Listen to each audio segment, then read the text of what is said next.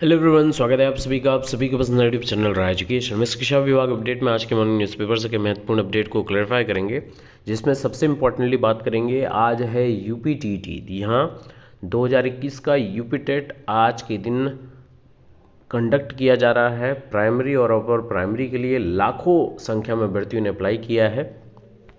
आप सभी को आज के दिन की बहुत बहुत बहुत ढेर सारी शुभकामनाएं। ईश्वर से यही प्रार्थना है कि आप सभी अपना आज बेहतर दें और शिक्षक बनने के क्रम में आप अपना प्रयास महत्वपूर्णता से और मजबूती से अपना एक कदम आगे रखें, ऐसी कामना है।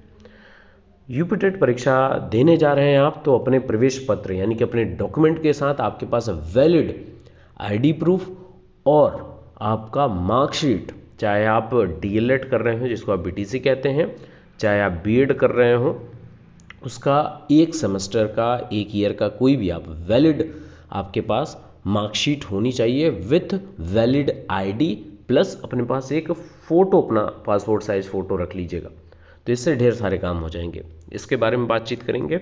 हाईकोर्ट ने कहा है कि उपहार नहीं है अनुकंपा नियुक्ति, इस पर भी तख्त टिप्पणी हुई है। नई शिक्षक भर्ती की मांग लगातार और ज्ञापन लगातार दिया जा रहा है। पुरानी पेंशन के लिए निकाला गया है मशाल जुलूस, और 29 तारीख को तो आप सभी जानते हैं कि प्रदेशव्यापी महाधरना पुरानी पेंशन को लेकर लखनऊ में होगी और प्रत्येक जनपद से शिक्षक कर्मचारी सम्मिलित होंगे, उस पर भी बातचीत करेंगे। तो चलिए वीडियो शुरू करते हैं। तो यूपीटीटी प्रवेश पत्र के साथ आप वैध फोटो आईडी भी लेना, आपको ले जाना जरूरी है वहाँ पर, और 1 घंटे पहले से ही आपको केंद्र में प्रवेश मिल जाएगा और मुख्य द्वार पर वीडियोग्राफी भी होगी। तो उत्तर प्रदेश बेसिक शिक्षा एजुकेशन बोर्ड यानी यूपीबीईबी की ओर से यूपीटीटी 2021 का आयोजन रविवार को जिले के 121 केंद्रों में होगा। ये जिला गोरखपुर है, वहाँ से बात है। सभी परीक्षार्थियों को प्रवेश पत्र के प्रिंट आउट के साथ ही एक वैध फोटो आईडी युक्त लाना होगा। परीक्षा शुरू होने से 1 घंटा पहले केंद्र में प्रवेश मिलना शुरू हो जाएगा और गेट पर सघन तलाशी ली जाएगी। मुख्य द्वार की वीडियोग्राफी भी कराई जाएगी। आप सभी को स्पष्ट तरीके से पता है कि यूपी टेट में कोई भी निगेटिव मार्किंग नहीं है और इसका परिणाम जो है दिसंबर में जारी होगा और प्रमाण पत्र जो रिजल्ट होगा उसकी वैलिडिटी 5 साल की होगी।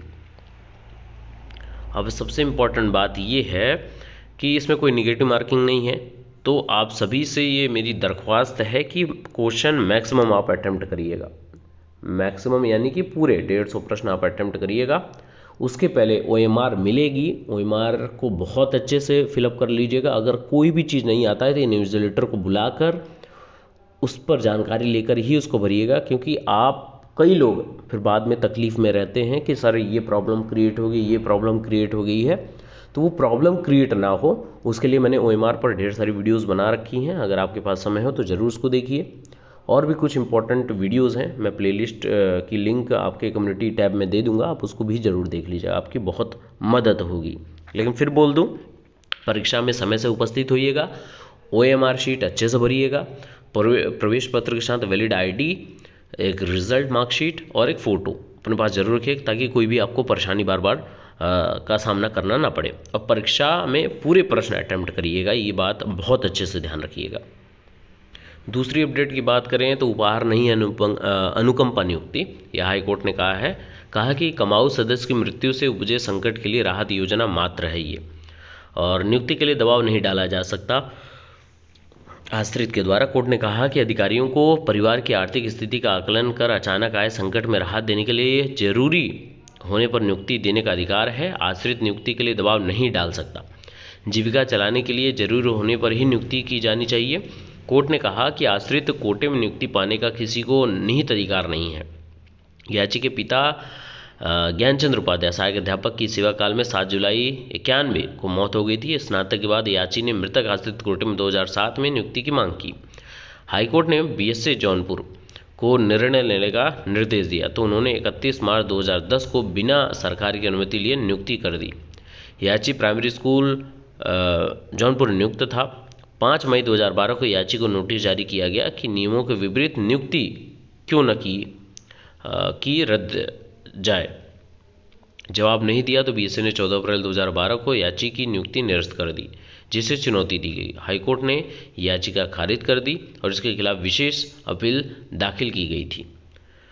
तो यहाँ पर स्पष्ट है, इलाहाबाद हाईकोर्ट ने कहा कि मृतक आश्रित कोटे में नियुक्ति कोई उपहार नहीं है, यह बोनांजा या सिंपैथी सिंड्रोम भी नहीं है। यह कमाऊ सदस्य की मौत से परिवार के जीवन यापन पर अचानक आए संकट में न्यूनतम राहत योजना है। और कोर्ट ने कहा कि लोक पदों पर नियुक्ति में सभी को समान अवसर पाने का अधिकार है। मृतक आश्रित नियुक्ति इस समान अधिकार का अपवाद मात्र है, जो विशेष स्थिति से निपटने की योजना मात्र है।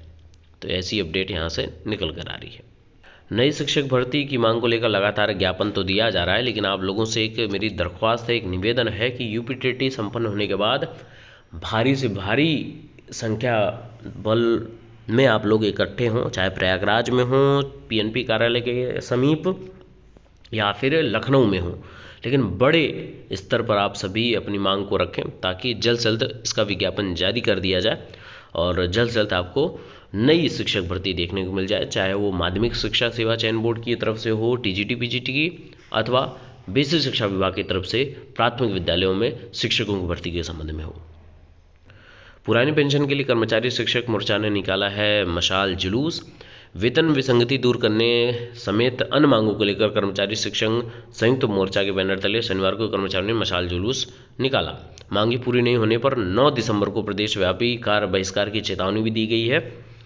अब देखने वाली बात ये है कि आने वाले समय में जो धरना प्रदर्शन की बात की गई है प्रदेशव्यापी, उस पर क्या विभाग का और सरकार का निर्णय होता है और कर्मचारियों को उस निर्णय से कितना अधिक लाभ होता है, वो देखने वाली बात होगी। बाकी के लेटेस्ट अपडेट के लिए बने रहिए। Best of luck, thank you so much.